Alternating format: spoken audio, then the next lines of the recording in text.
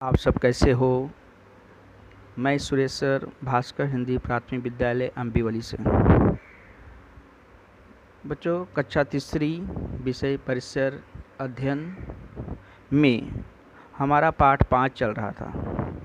5 पाठ में जिसमें आपको पूरी तरह जानकारी दी गई, प्रश्न उत्तर आपको बताया गया।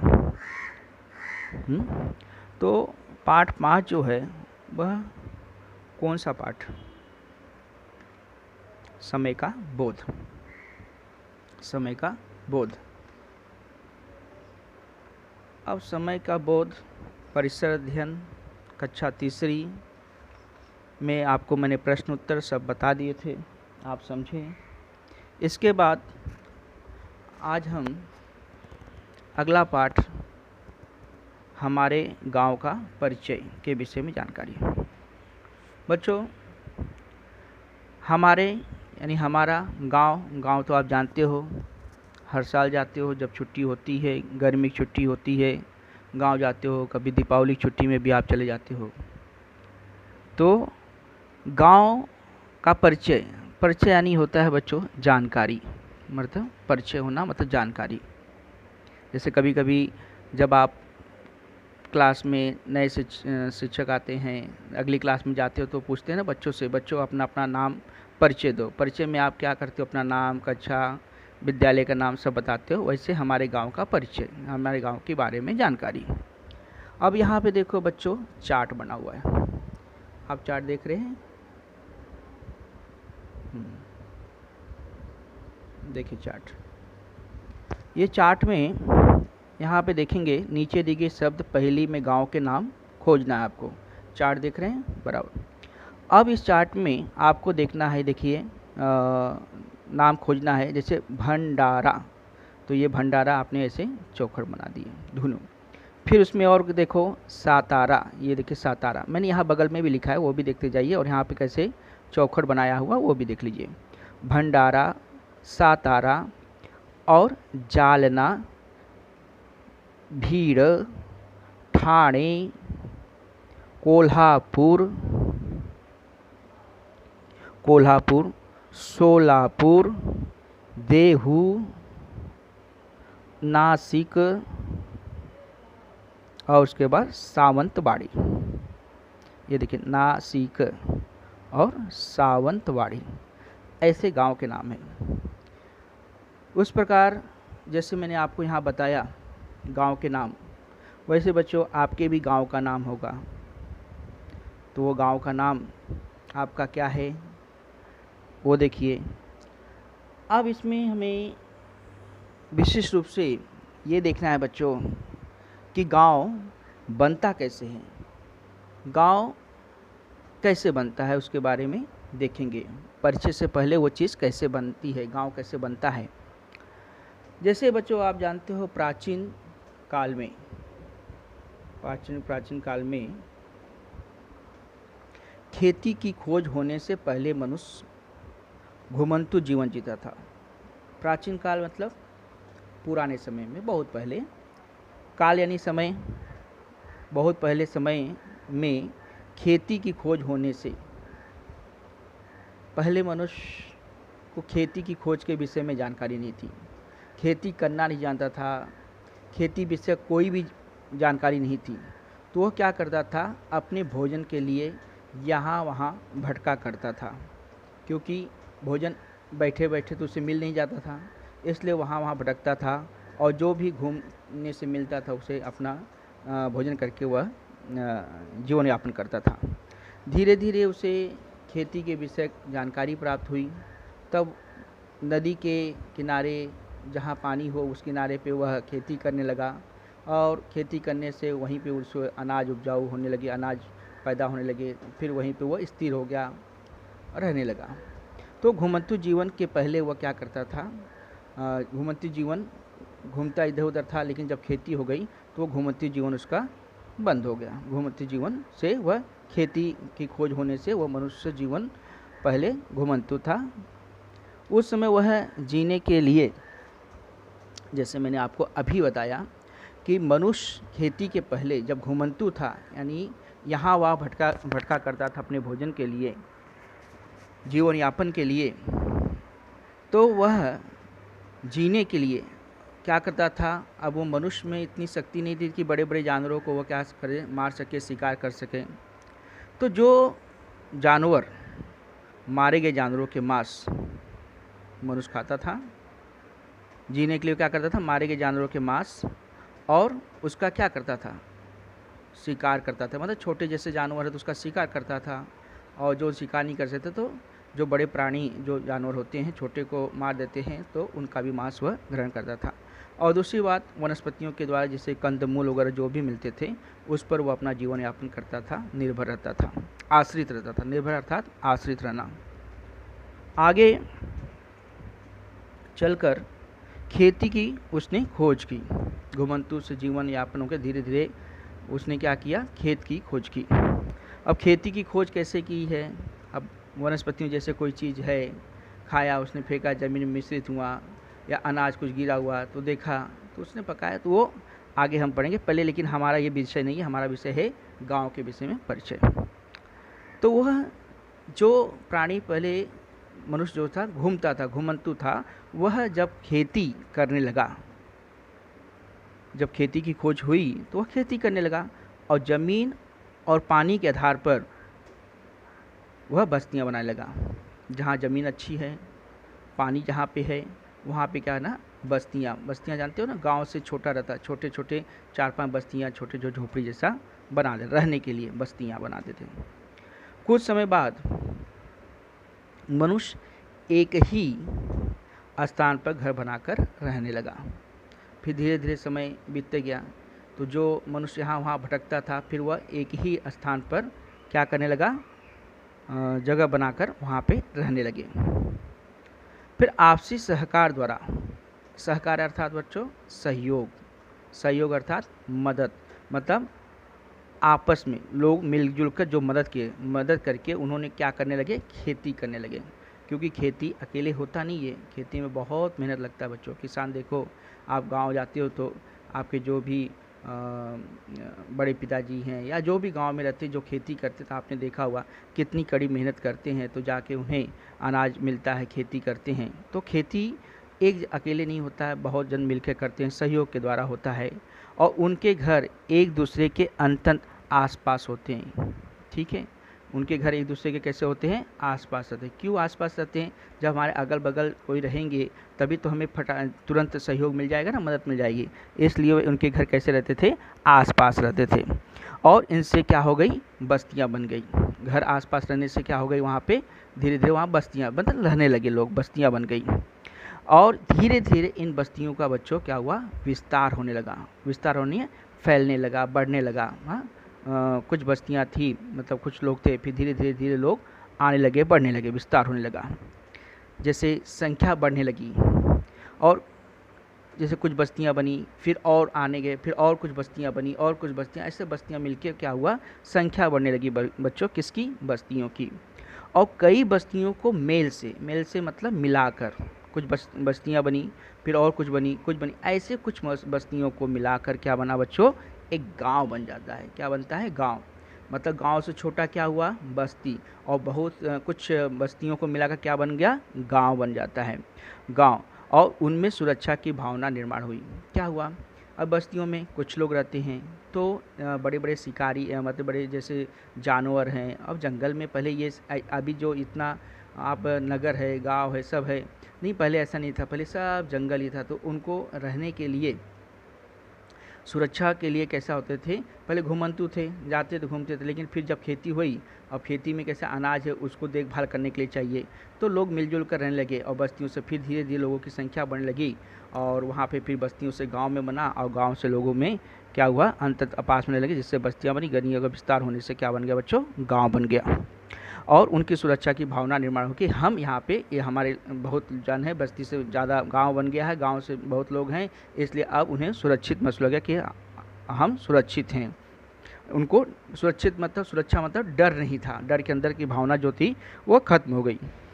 खेती की खोज के बाद मनुष्य के काम धीरे धीरे क्या हो गए, बढ़ने लगे। खेती की जब खोजे, अब खेती में बहुत सारे, पहले वो खाली घूमता था, यहाँ वहाँ भटकता था, और जो मिलता था, मांस मिलता था, कंदमूल मिलता था, खा के अपना, पहले उसको कुछ भी नहीं मालूम था क्या करना है, खाली वो सोचता था भोजन है, खाता था, इधर उधर भटका करता था। लेकिन जब धीरे धीरे उसको खेती हुई, खेती से फिर उसको अनाज पैदा हुई, तो अब वो जो अनाज है, अब मनुष्य मेहनत करके बनाता था, तो मनुष्य के धीरे धीरे काम बढ़ने लगे। अब वो उसको काम कैसे बना, अब खेती के लिए कितने औजार लगते हैं, हल लगता है, बैल जानवर की आवश्यकता होती है। तो धीरे धीरे खेती खोज के बाद मनुष्य के धीरे धीरे क्या होने लगे, काम बढ़ने लगे। ये सभी काम एक ही व्यक्ति नहीं कर सकता, जैसे मैंने आपको पहले बताया कि ये सारे जो काम हैं एक आदमी नहीं कर सकता है। इसलिए लोगों में कामों का क्या कर दिया गया, बंटवारा कर दिया गया है। ठीक है, जैसे घर में भी आप रहते हो, तो अब इतने घर में हैं, तो क्या होता है, घर में आपस में आप भाई बहन कैसे अपना काम, कि ये आप ये कर दो, मैं वो कर दूंगा, आपस में बंटवारा करते तो फटाफट सब काम हो जाता है। लेकिन अगर किसी एक को नहीं वही करेगा, तो काम होगा क्या, पूरा नहीं होगा। ऐसे ही उन लोगों ने क्या किया, आपस में बंटवारा कर दिया और काम सुचारू रूप से होने लगा। उदाहरण अब कैसे, जैसे लकड़ी का औजार बनाना, क्योंकि वहाँ पे कैसा शिकारी मतलब जानवर ये सब आते हैं, तो उनको सुरक्षित रहने के लिए, अपने सुरक्षा के लिए वो क्या करने लगे, लकड़ी के औजार बनाने लगे। अब उनकी मरम्मत करना, किसकी, औजार बनाए तो उसकी मरम्मत भी होनी चाहिए, और उसके बाद कपड़ा बुनना, ये सब देखिए उदाहरण, लकड़ी के औजार बनाना, उनकी मरम्मत करना, कपड़ा बुनना, आभूषण बनाना, मिट्टी के बर्तन बनाना, जैसे विभिन्न व्यवसाय करने वाले क्या हो गए, कारीगर बन गए, कारीगर बनते गए। मतलब कोई खेती काम कर रहा है, कोई कपड़ा बुनने का काम करने लगा, कोई मरम्मत, जैसे मरम्मत में जैसे आप कुछ भी ले लीजिए, घर बनाने का हुआ, या लकड़ी का कुछ सामान फर्नीचर वगैरह बनाना हुआ, ये सब मरम्मत के भी लोग हो गए। आभूषण बनाने वाले ये भी कारीगर ही कहलाएंगे, मिट्टी के बर्तन जो ये हैं ये भी कारीगर ही बनाएंगे। कुम्हार जैसे मिट्टी के बर्तन होता है तो वो उसका काम हो गया। तो ऐसे सब लोग कारीगर बनते गए। इससे कैसा हुआ, मनुष्य के कैसे हो गया, काम बढ़ने लग गया। इसके बाद आप देखेंगे खेती के काम में कौन कौन से औजार लगते हैं। आप गांव में गए हुए हैं, वहाँ पे कौन कौन से औजार लगते हैं वो देखें। ये देखिए चित्र में दिया गया है औजार, खेती के सारे औजार हैं। इसमें कई औजारों को आप पहचानते भी हैं, आपने गांव में अपने देखा भी होगा खेती के, और या कभी कभी यहाँ पे भी देखे होंगे। खेती के काम में कौन कौन से औजार लगते हैं देख लीजिए। खेती के पुराने और नवीन औजारों की आप जानकारी प्राप्त कर सकते हैं कि पहले पुराने खेती जो होती थी, तो खेत जोतने के लिए किन किन चीज़ों का कैसे कैसे पुरानी चीज़ों का उपयोग, अब नए नए तकनीकी के हिसाब से नए नए चीज़ें मतलब आ गई हैं, जिससे कि अब धीरे धीरे आसानी होती जा रही है। जैसे पहले हल से खेत जोतते थे, अब कैसे हो गए बच्चों, अब ट्रैक्टर आ गया है, ट्रैक्टर से हल मतलब है उसमें यंत्र लगा के जोत देते हैं। तो ऐसे ऐसे धीरे धीरे क्या हुआ कि जो काफ़ी मनुष्य अधिक परिश्रम करता था, वह धीरे धीरे उसका परिश्रम कम होने लगा यंत्र के द्वारा। और आधुनिक जो औजार है और प्राचीन औजार में जो अंतर है वो आपको देखना है। और कोई कृषि प्रदर्शनी देखने के लिए कहीं कहीं देखे प्रदर्शनी लगता है, जो उसमें पुराने खेती के औजार हैं और नए औजार दोनों रखे जाते हैं, वो देखने का कभी कभी प्रदर्शनी लगा जाता है। ये बच्चों पेज नंबर 33 था। अब आपको पेज नंबर 34 में आना है। पेज नंबर 34 में देखिए बच्चों, यहाँ आप लिखा क्या है देख रहे हैं। यहाँ देखिए पेज नंबर 34 में आपको देखिए, तुम्हारे गांव में, हमने आपके गांव में, हमारे गांव में कौन कौन से ऐतिहासिक वास्तु और वस्तुएं हैं। वास्तु क्या कहलाएगा बच्चों, वास्तु जैसे आपका मंदिर हो गया, और कोई किला, या मतलब जैसे जो भी वास्तु होते हैं शिल्प, वो कहते हैं। और वस्तुएं, वास्तु अथवा वस्तुएं क्या क्या हैं। जैसे गांव में वास्तु में जैसे समझ लीजिए, मैंने जैसे अभी आपको बताया, मंदिर, मस्जिद, गिरजाघर, स्मारक, किला, वस्तु संग्रहालय तथा गुफा इत्यादि वस्तु पाए जाते हैं। इनके आधार पर गांव की क्या होती है, पहचान होती है। जैसे कभी कभी कोई गढ़ होता है, रायगढ़, ये इस गढ़ों के नाम से भी वहाँ पे क्या होता है, उस गांव के बारे में जानकारी प्राप्त की जा सकती है। कोई मंदिर के बारे में गांव की जानकारी, मस्जिद, गिरजाघर से वो गांव की पहचान होती है।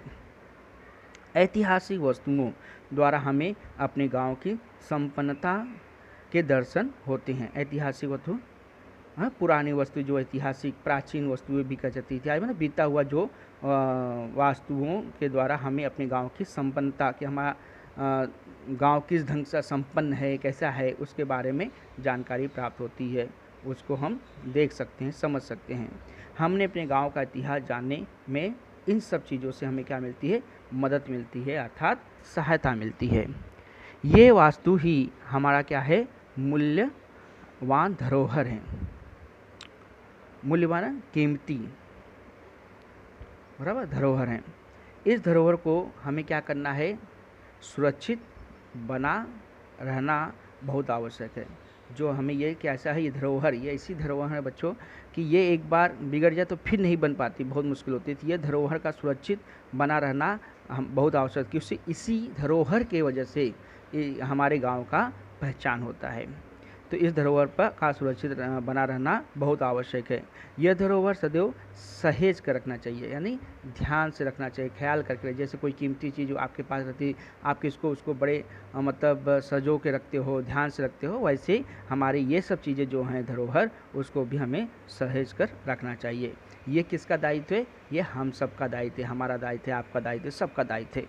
गाँव के धार्मिक मेले होते हैं, देखो धार्मिक मेले होते हैं, या और उसके बाद यात्रा, किसी धार्मिक स्थान, किले इत्यादि के कारण गांव का नाम क्या होता है, प्रसिद्ध होता है। भले ये जैसे पता लगता है, अरे ये गांव में तो देखो मेला लगा हुआ है, तो वो गांव में हर साल मेला लगता है, तो उस गांव का उस मेले से कैसा होता है, इस किले की वजह से उस गांव का नाम प्रसिद्ध होता है, धार्मिक स्थान के नाम से वो प्रसिद्ध होता है। जैसे उदाहरण आप मैंने बताया था किले के बारे में, आपको पहले बताया, तो वहीं देखिए उदाहरण यहाँ दिया गया है, रायगढ़, किले के कारण रायगढ़ जिला पहचाना जाता है। अब देखिए रायगढ़ जो है उसका नाम कैसे पड़ा, उस किले की वजह से, रायगढ़ किला की वजह से उस जगह का नाम रायगढ़ पड़ गया। यानी अर्थात बच्चों वास्तु के हिसाब से भी जगह नाम निश्चित किया जाता है। अब यहाँ देखिए बच्चों करके देखो, अब यहाँ है जैसे तुम्हारे गांव का नाम कैसे पड़ा, ये तो आपको नहीं मालूम होगा, तो अपने जैसे पिताजी से या बड़े पापा से, दादाजी से, हाँ, उनसे पूछो कि हमारे गांव का नाम कैसे पड़ा है, यानी कैसे पड़ा होगा। कोई तो वहाँ पे विशेषता होगी वो गांव का नाम, जैसे कोई मंदिर, मस्जिद, गिरजाघर, स्मारक, किला, वस्तु संग्रहालय, गुफा, इन सब चीज़ों की कोई प्रसिद्धि की वजह से उस गाँव का नाम पड़ा होगा। अपने अभिभावक यानी बच्चों बड़े अभिभावक मैंने बड़े में सब आ जाते हैं, आपके मम्मी पापा, चाचा, या कोई भी जो आपसे बड़े होते हैं जिनको आपके गांव के विषय में जानकारी है। अभिभावक, बड़ों के बाद या शिक्षक से इनकी जानकारी प्राप्त करो, ठीक है। इसके बाद यहाँ देखो किसी व्यक्ति, कोई व्यक्ति यानी किसी व्यक्ति, फल, फूल, पेड़, पक्षी, प्राणी इत्यादि के नामों के साथ संबंधित गांव के नाम खोजो और लिखो। जैसे कोई व्यक्ति है, अब वो व्यक्ति बहुत प्रसिद्ध है, तो ये होता है कि ये किस गांव का है, तो ये व्यक्ति उस गांव का है, तो उस गांव से उस व्यक्ति का गांव मालूम पड़ जाता है। ये फल बहुत प्रसिद्ध है, तो उस फल कहाँ, कौन से गांव का है, उस गांव के नाम से, उस फल की वजह से उस गांव का नाम प्रसिद्ध हो जाता है, ठीक है। अब फूल हो गए, फूल की वजह से भी होता है, पेड़ के भी, पक्षी है, प्राणी है इत्यादि के नामों के साथ संबंधित गांव के नाम खोजो और आप लिख सकते हो, इसका एक सूची बना सकते हो।